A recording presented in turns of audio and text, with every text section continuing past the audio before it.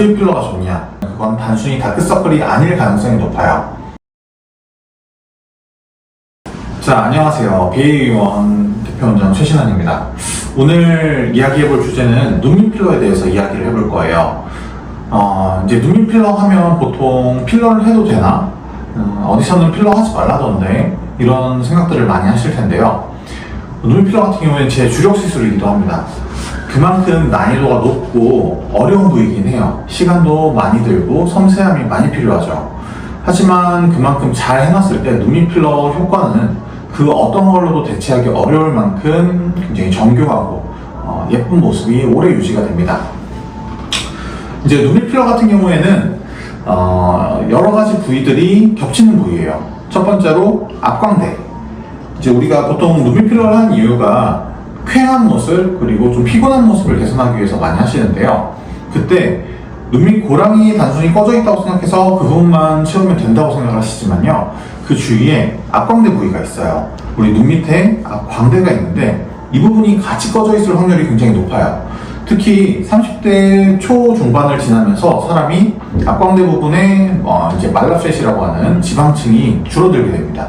그러면서 그 부분이 꺼지고 비교적 쾌한 느낌이 나게 되는 거죠. 그래서 단순히 눈밑 필러만 필요한 경우가 별로 없고 생각보다 앞광대 필러가 같이 필요한 경우가 많아요.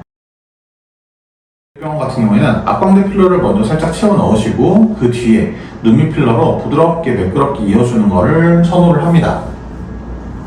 이제 시술 방법에 대해서 좀 설명을 드리면, 저희 병원은 이제 페더링이라는 기법으로 눈밑 필러를 시술을 하게 되는데, 페더, 깃털이 보면은 가운데에 긴 막대기가 하나 있고 그 주변에 깃털들이 조금씩 이렇게 나 있죠. 그래서 면이 이루어지는데 선들로 면을 채우는 거예요.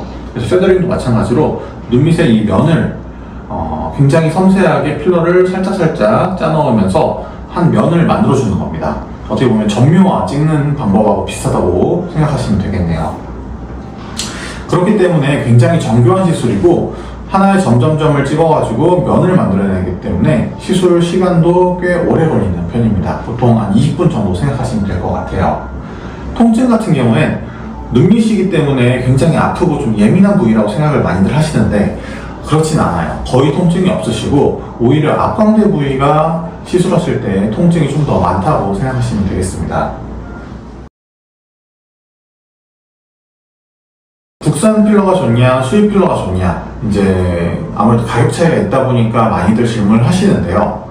다른 부위, 예를 들어 관자나 앞광대 같은 부위는 저희가 국산 필러, 수입 필러 어떤 걸 사용하셔도 예쁘게 잘 만들어 드려요. 그렇기 때문에 가격을 좀 생각을 하시면 국산 필러가 좋고, 내가 무조건 제일 좋은 게 좋다 하시면 수입 필러를 추천을 드립니다. 하지만 눈밑 필러의 경우에는 좀 이야기가 달라요. 저희는 이제 아이라이트라고 하는 수입 필러를 좀 적극적으로 권장을 드립니다.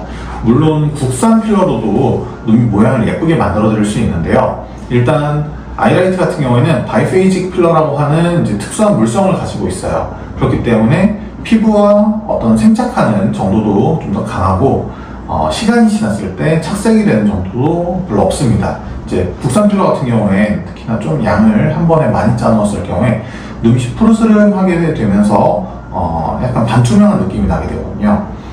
눈밑 필러를 받으신 분들 같은 경우에는 지금 한번 거울을 보시면 좋을 것 같습니다. 거울을 보시면 눈밑에 만약에 약간 푸르스름한 빛깔이 돌면서 반투명한 느낌이 난다, 그러면 그건 단순히 다크서클이 아닐 가능성이 높아요.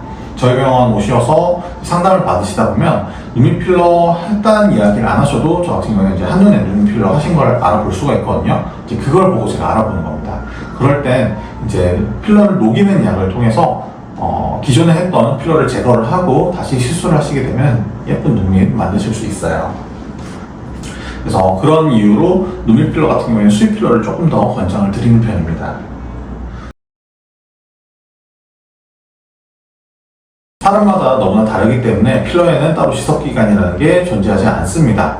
그래서 거울을 보시다가 여기 이 부분이 다시 꺼졌네, 아니면 좀 울퉁불퉁해졌네, 다시 채워야겠다 생각이 드시면 그때 다시 병원을 찾아주시면 됩니다.